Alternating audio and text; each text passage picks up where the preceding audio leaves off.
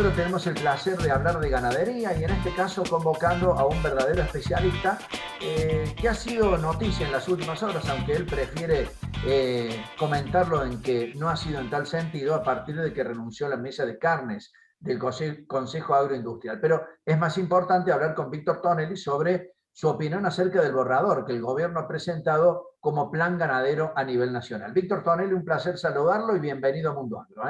Bueno, muchas gracias por la invitación y desde ya, bueno, como inició, le diría, mi análisis lo he leído, lo he releído, lo he punteado, son 53 páginas, ha sido elaborado por el Ministerio de la Producción, el Ministerio de Agroindustria, los organismos, digamos, vinculados al gobierno y algunos ministerios provinciales. No ha tenido participación del sector privado o de la actividad real, como quiera llamarlo, y yo lo llamo, y no es despectivo, sino que me parece que ajusta mucho más al término, un borrador de intenciones para efectivamente desarrollar un plan ganadero. No es mucho más que eso. Bien. Y le diría que si bien el contenido tiene temas interesantes y tiene puntos válidos, otros me parece que solamente es para llenar papel, pero bueno, eso es un poco una consideración personal. Me parece que lo más importante es lo que no dice que lo que dice. Y no dice los temas que son centrales para resolver en la ganadería. No ¿Cómo aborda... pueden ser? Sí, son 4 o 5, digamos, que para mí son centrales y que incluso en la mesa de las carnes teníamos o tienen, yo ya no estoy, como prioritarios en la agenda, ¿no? El primero es el abordaje a las consecuencias, digamos, de lo que es la política macro y la economía dentro de este sector y otros, por supuesto, pero que afectan directamente a este sector. Dentro de ellos, yo diría como primer punto, digamos, la inflación, la caída del poder del salario y el múltiple tipo de cambio que afecta directamente, en el caso de las carnes, a las exportaciones, toda vez que el exportador recibe un dólar que no es el dólar que envía el importador, sino el dólar que el gobierno ha dispuesto a un tipo de cambio totalmente subvaluado a la realidad, al que encima le retrotraen, digamos, las retenciones o impuestos a las exportaciones. Hoy, para que tengan una idea de lo que digo, el exportador recibe entre el 50 y el 52% del valor real del billete que manda el chino, por poner un ejemplo. Claro, claro. Este es un tema que es central y claramente no ha sido abordado ni siquiera en una palabra, un punto o una coma. El segundo tema que para nosotros era central o es central en la mesa, y considero que es así para el sector, es todo el tema vinculado al control de la informalidad, control que está bajo claramente la responsabilidad del Estado, en todo lo que hace a temas impositivos, previsionales e incluso higiénicos sanitarios, en los que no solamente, digamos, es necesario este compromiso de control que lamentablemente no se lleva a cabo adecuadamente, hay negligencia y también algún caso de corrupción que lo limita, pero además que necesita cambios imperiosos para que de alguna manera la ley o los requerimientos legales adecúen la realidad a lo que está escrito. Un caso que para mí es emblemático es el tema de la Ley Federal de Carnes y la aprobación de plantas para que cumplan un mínimo de condición higiénico-sanitario que impida que quienes consuman la carne se enfermen. Y sabemos y conocemos, se enfermen o contaminen el medio ambiente, en fin, o muchas otras cuestiones. Y sabemos que hay plantas de las 300 y pico que no tienen la más mínima condición de funcionar, pero amparados dentro de leyes y provinciales y derechos y compromisos, hoy coexisten de una manera lamentable y ponen en riesgo la salud humana argentina, que es gravísimo. El otro tema tiene que ver con la imposibilidad de los carniceros de cumplir con la normativa a la que se han acogido, que es la condición de monotributo. Digamos, no, cualquier carnicería en la condición que sea, bajo el monotributo que se haya inscrito, excede 3 o 4 o hasta 5 veces la facturación real en el año. Al no al no estar adecuado a estas condiciones, a la realidad de su actividad, terminan rechazando facturas e impiden que la cadena cierre, digamos, dejando al descubierto o forzando a los precedentes a incumplir también con la normativa impositiva. Y el tercer tema, que no es menor, es el previsional, digamos. Hoy incluso Ujú. hasta algunas facciones del gobierno están impulsando la creación de cooperativas recuperadas, que no es otra cosa en su gran mayoría que empresarios inescrupulosos que la forman o que la conforman, anotando a los empleados como socios monotributistas, cuando en realidad lo que están haciendo es precarizar el trabajo y ahorrarse el pago de todas las cargas sociales, ¿no? En detrimento del trabajador.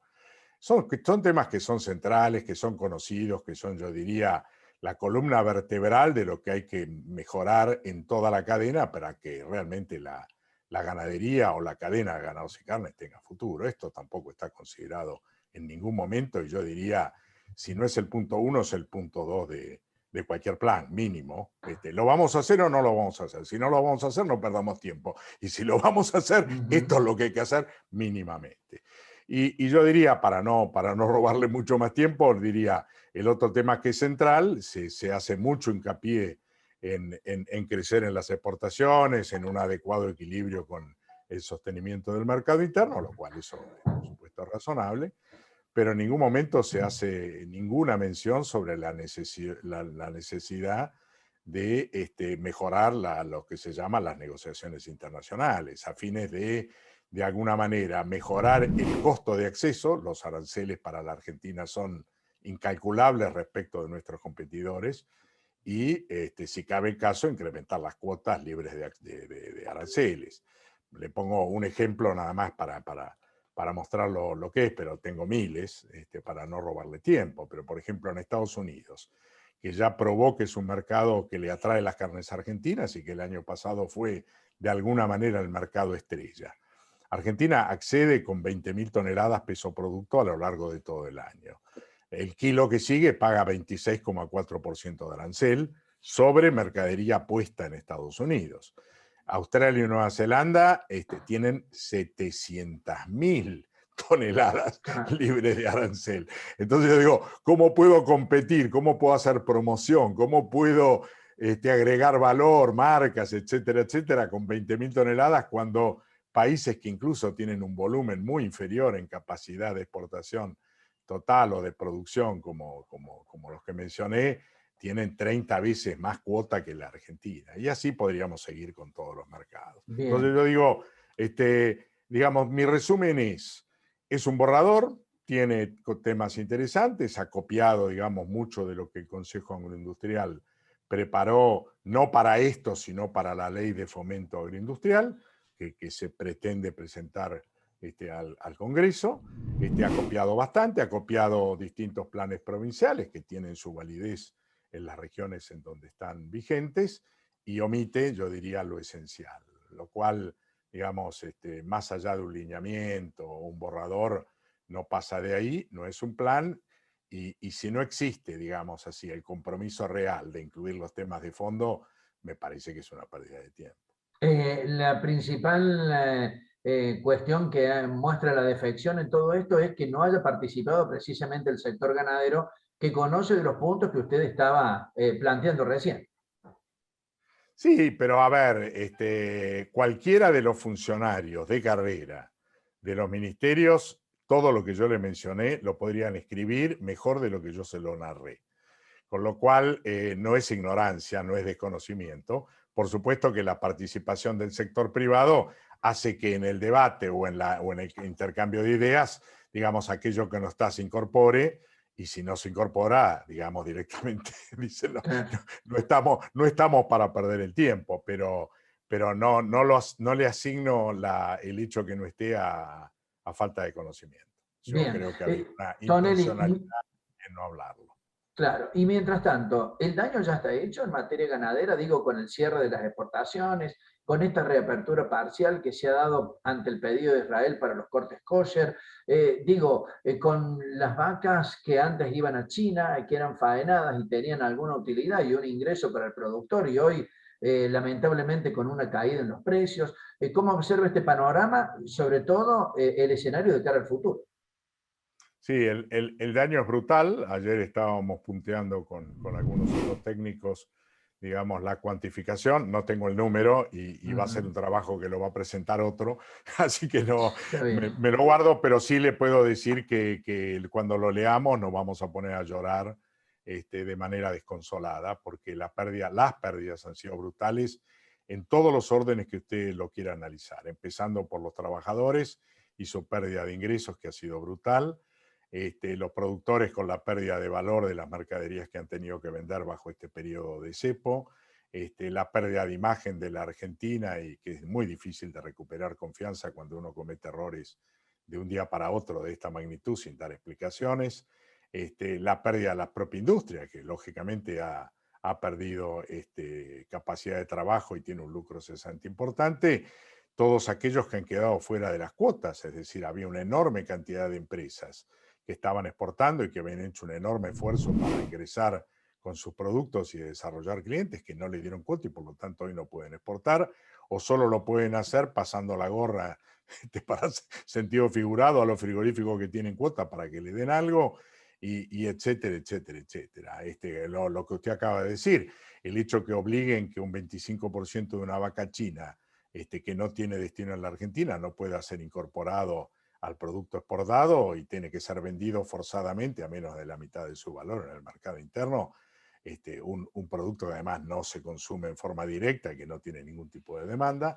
Y así yo le diría una pérdida tremenda.